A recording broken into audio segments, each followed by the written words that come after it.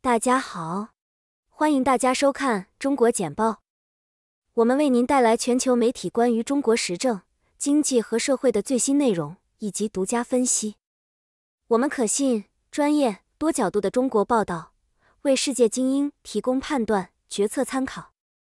中国简报使用多种语言发行，包括文字、视频、播客、书刊多种形式。同时，我们也在6度世界进行全天候播放。欢迎阅读本期中国简报。今天是2023年3月31日，中国简报为您带来来自全球媒体的最新中国政治、经济和社会新闻以及独家专家分析。如果您觉得我们的内容有帮助，请订阅我们的时事通讯。以下是今天的独家见解：浙江人更喜欢通过读书而不是造反改变命运。浙江的杭嘉湖是鱼米之乡，历来就说江浙熟天下足。浙江北部杭嘉湖平原又是非常适应稻米蚕丝生产。杭江湖这一带非常的富裕，非常的商业化，市场经济的传统非常的浓厚。京杭大运河从浙江起点是有原因的。苏南、杭州是整个国家的粮仓，历史上也是商品经济比较发达、比较富裕的，搞经济有传统，而且经商跟政治联系从来非常密切，一直都关心国家大事，容易成为春江水暖的那只鸭。浙江的文化底蕴比较深厚，历史上各个朝代，浙江人始终对读书，通过读书改变命运，情有独钟。中国的皇权时代是通过科举发现人才，经过这个通道让有能力的人为朝廷所用。这些有能力的人如果不用的话，他就要造反。历史上陈胜吴广、张献忠、李自成、太平天国，朝廷不用他就去造反改变命运。浙江人是通过读书改变命运。70年代末，我同学农村3兄弟同时在那个年代考上大学，非常了不起。那时候上大学是1%的概率都没有。我的同学里边还有父子同年考上大学。我还有一个同学在贫穷的山区，在浙江和安徽的交界山区，他上大学要从早上3、4点钟就离开，然后到省城杭州上大学，路上也就是100多公里，但是要整整花1天的时间。早晨3、4点钟出发，然后走山路，走了山路以后坐船，坐船以后换汽车，汽车还要换。那个时候他上大学，早上3、4点离开家门，半个村的老百姓打着火把送他，还没有电筒，打火把送他。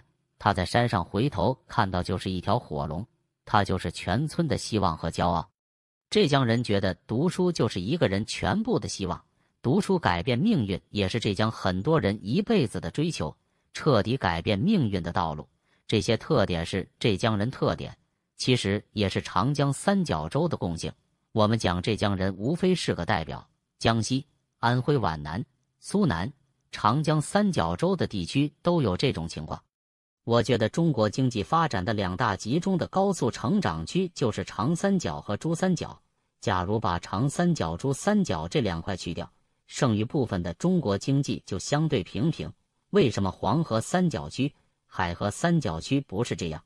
我觉得这是很值得探讨的。独特的地理环境是对一个地方的经济发展是有促进有作用的。浙江人、浙江经济系列之6。本文作者野风，浙江研究学者。台湾领导人访美刻意低调。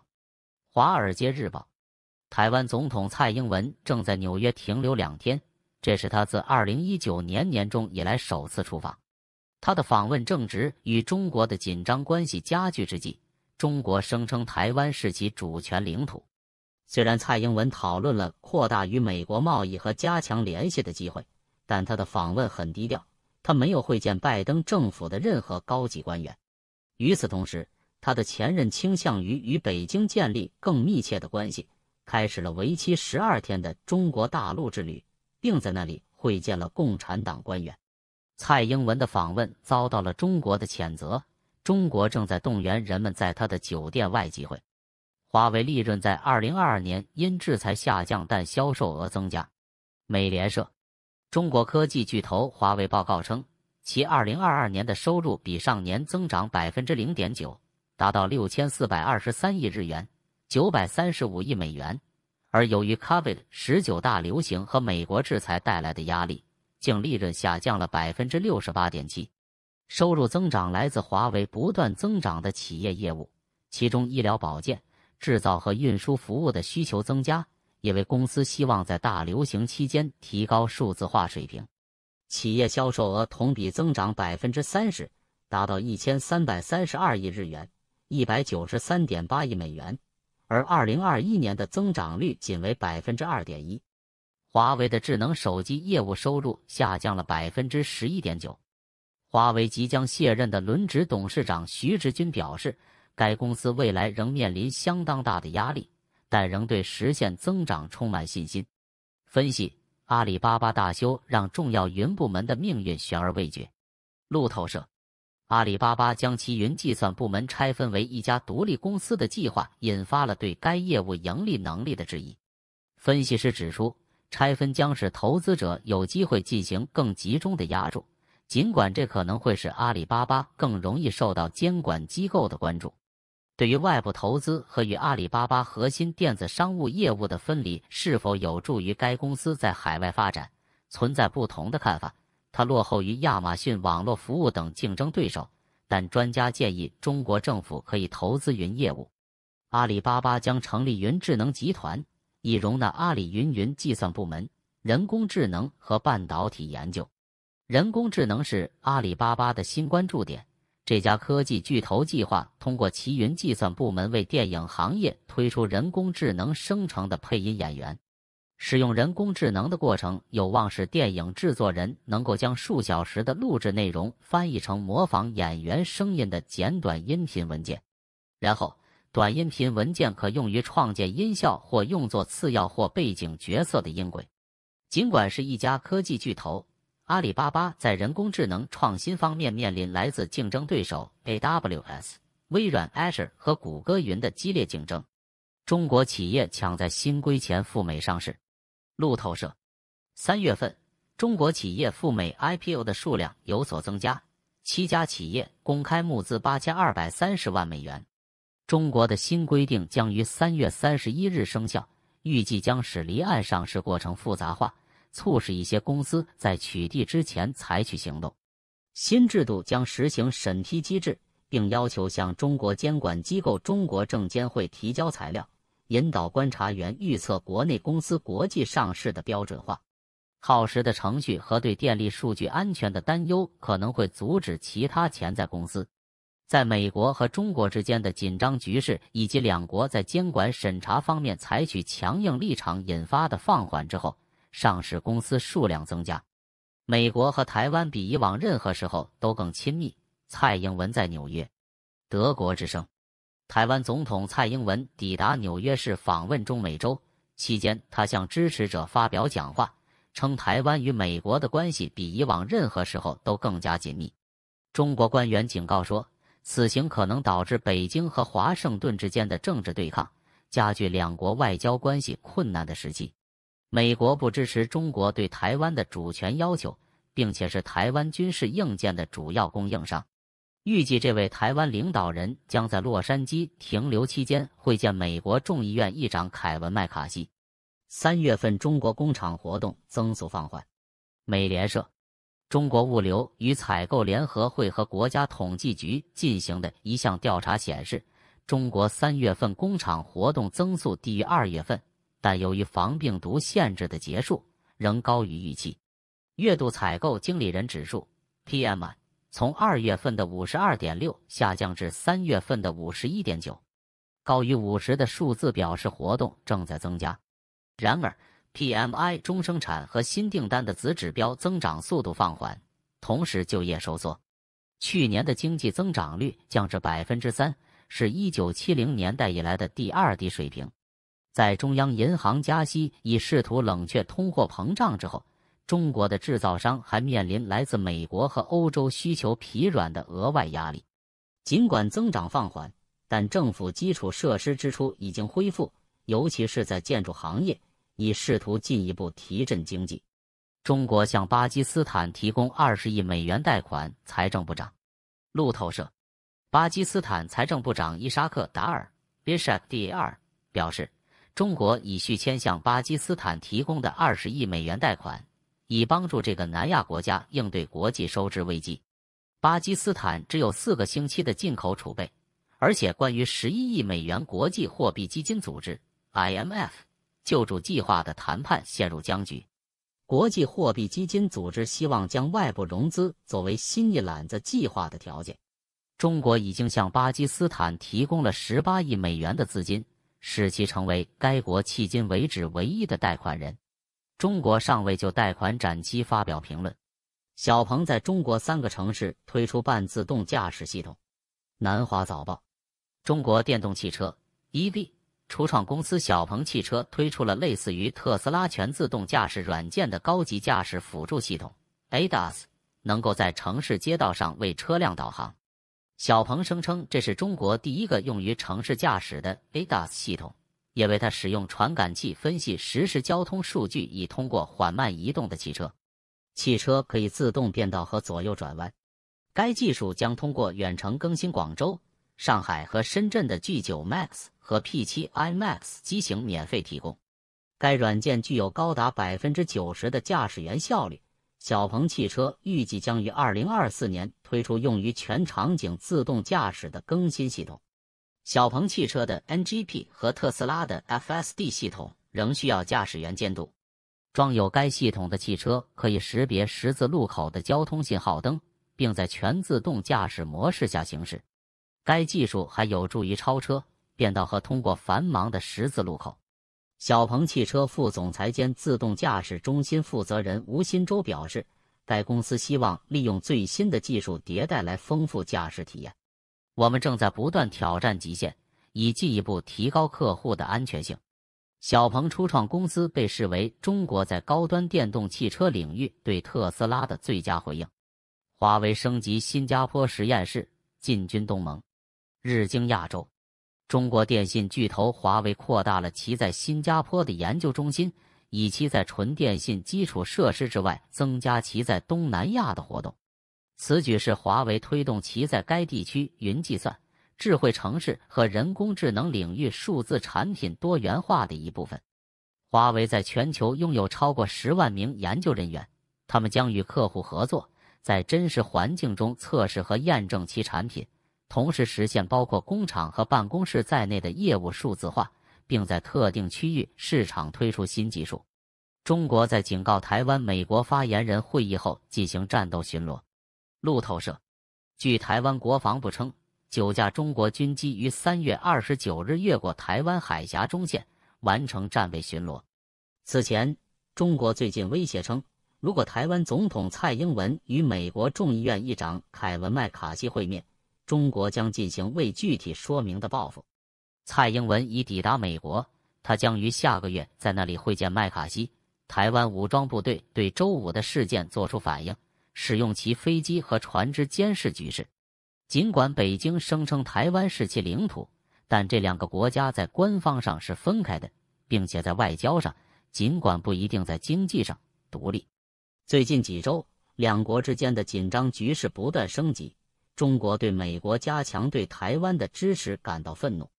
在泰国被拘留的中国教会成员担心被驱逐出境和迫害。南华早报，一家中国基督教会的60多名成员在泰国被拘留，引发人们担心他们可能会被遣返回国。据称，被指控的成年人签证逾期拘留，而儿童则未被指控，但支持者担心，如果被迫返回中国，他们可能会受到迫害。教会成员于2020年逃往泰国寻求庇护，声称他们的成员受到政府安全部队的迫害。他们在韩国定居，但在避难前景变得暗淡后前往泰国。抵达泰国后，教会成员告诉记者，即使在韩国期间，他们也曾被跟踪、骚扰，接到恐吓电话和短信。他们说，他们在中国的亲属遭到传唤、审问和恐吓。中国禁止外国人在网上传播宗教内容。中国基督徒在法律上只能在隶属于共产党控制的宗教团体的教堂内进行礼拜。数以千万计的信徒参加独立的、未注册的家庭教会，但近年来家庭教会承受着沉重的压力，许多著名的家庭教会被关闭。独家，特斯拉的马斯克计划访问中国，寻求与总理会面。消息人士，路透社。据2位熟悉该计划的消息人士透露，埃隆·马斯克计划于2021年4月访问中国，并正在寻求与中国总理李强会面。中国是特斯拉仅次于美国的第2大市场。中国市场在这家电动汽车制造商2020年第4季度的强劲表现中发挥了重要作用。特斯拉的上海工厂是其最大的生产中心。马斯克的访问将是他自 COVID-19 爆发以来和习近平第3次担任中国国家主席以来首次访问中国。特斯拉和中国国务院新闻办公室均未对这些报道发表评论。中日外长将在北京举行会谈。日本时报，日本外相将于本周末访问北京，与秦刚举行会谈。此次访问正值日本呼吁释放一名因涉嫌从事间谍活动而在中国被拘留的日本商人。预计会谈还将涉及双边问题，例如两国长期存在的东海间隔列岛争端。林在周五的新闻发布会上宣布了他的访问，还透露了前往布鲁塞尔参加北约国家外长会议的计划，预计会议将讨论俄罗斯入侵乌克兰的问题。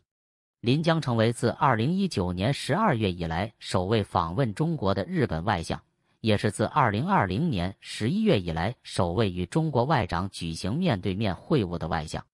访问期间，林表示他将解释我们国家的立场关于双边问题。预计日本外相也将与中国副主席王岐山举行会谈。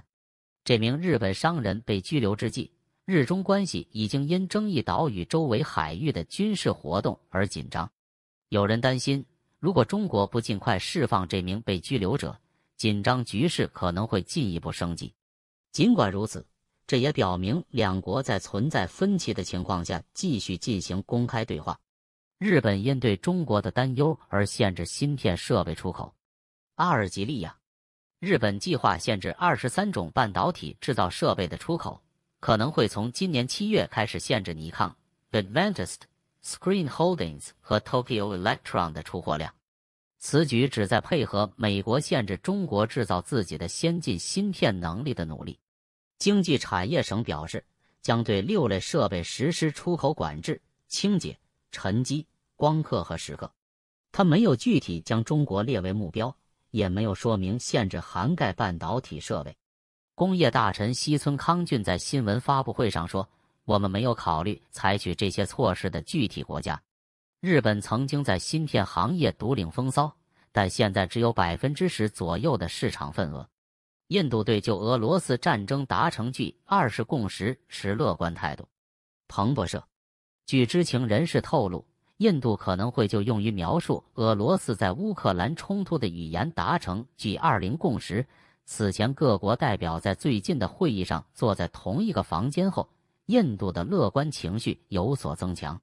印度定于9月主办1年1度的G20峰会，它面临着表明其能够达成协议的压力。印度总理利用G20主席国的机会，将因战争而变得稀缺的食品和化肥供应链非政治化。印度已成为与乌克兰有关的最大摇摆国家之一，与美国保持密切关系，但没有参与美国领导的制裁莫斯科的企图，也没有就有关冲突的联合国决议投票。另一方面，他对谴责投了弃权票。印度一直在努力利用其与普京相对友好的关系来充当G20东道主和促成协议的角色。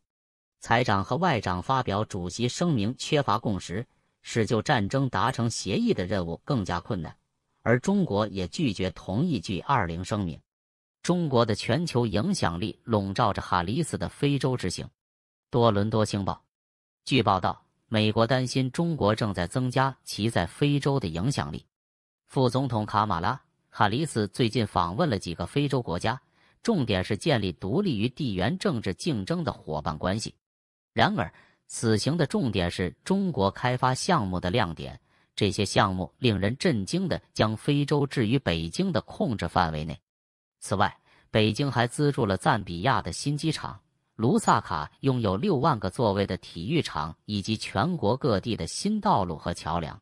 赞比亚和坦桑尼亚背负着数十亿美元的债务，用于中国迄今支持的基础设施建设。相反，据分析人士称，美国被视为比中国对其在该地区的活动更频繁地对民主提出警告。然而，非洲领导人表示，与美国相比，他们认为中国在该地区的影响力在很大程度上是积极的，而美国在投资方面一直落后于中国。非洲将中国视为经济机遇，而美国则常常将其视为需要解决的政治和历史问题。这意味着企业更有可能向中国发展。敢于战斗，习近平揭开中国新世界秩序的面纱。金融时报，中国国家主席习近平宣布，美国主导的世界秩序正在衰落，需要一个更好的为中国利益服务的新体系。在全国人民代表大会上的讲话中，他将敢于战斗作为国家新的强有力的外交政策的指导精神。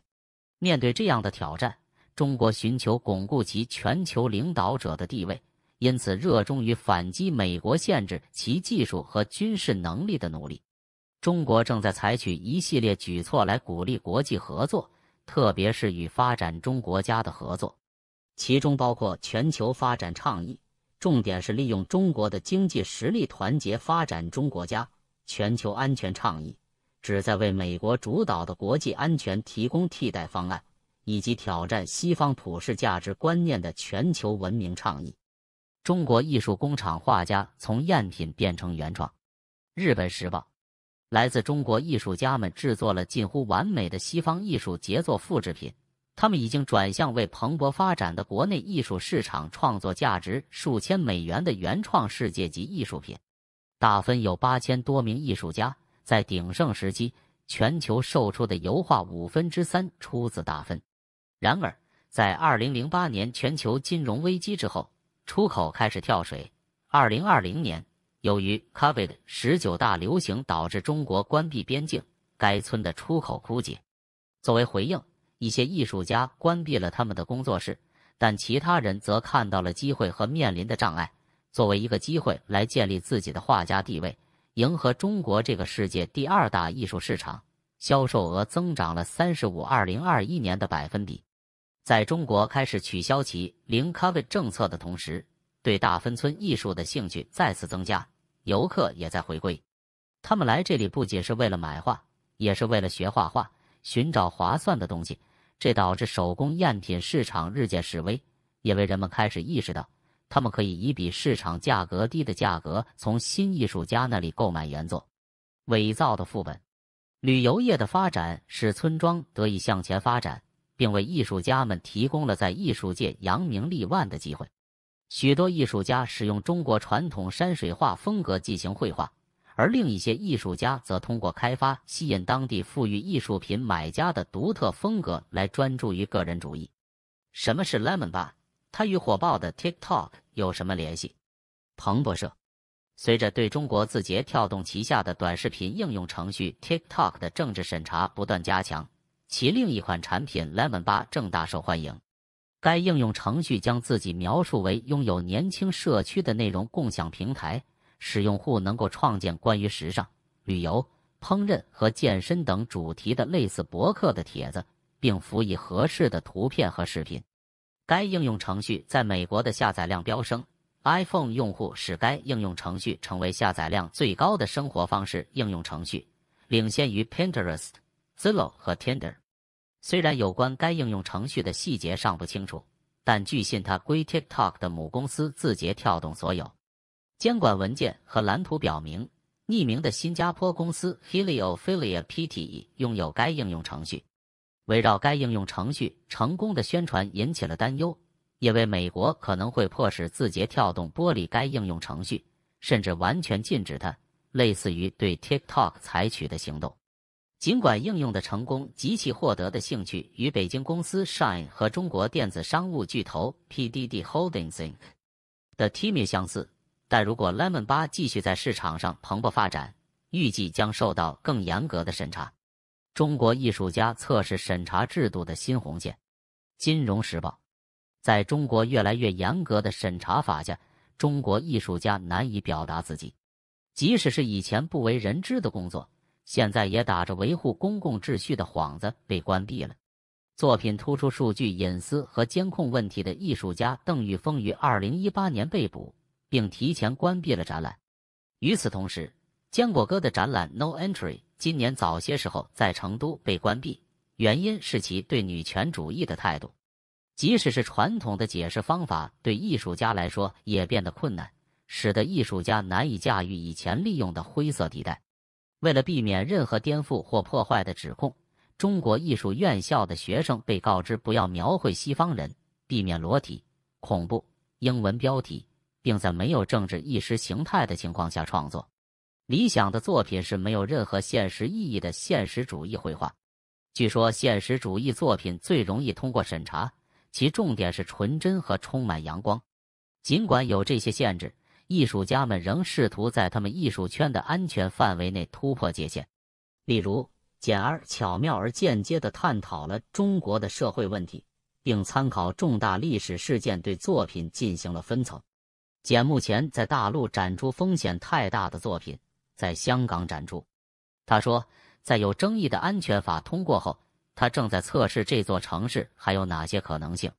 帕特里克·阿马顿 （Patrick Amadon） 的 No Rioters 在列出被监禁的亲民主活动人士的名字后被撤下后，香港巴塞尔艺术展最近成为争议点。通过中国简报了解全球与中国相关的最新消息、分析和政策简报。我们的团队汇总、综合和总结来自各种来源的最重要信息，包括媒体、智库、政府机构和行业专家。我们的使命是为您提供易于访问且非常有价值的信息，这些信息是根据您的特定兴趣领域量身定制的。我们了解与中国相关的最新发展的重要性，并旨在让我们的读者能够理解这些信息。访问我们的网站，加入对话，并随时了解与中国相关的最新消息和发展。http://6.world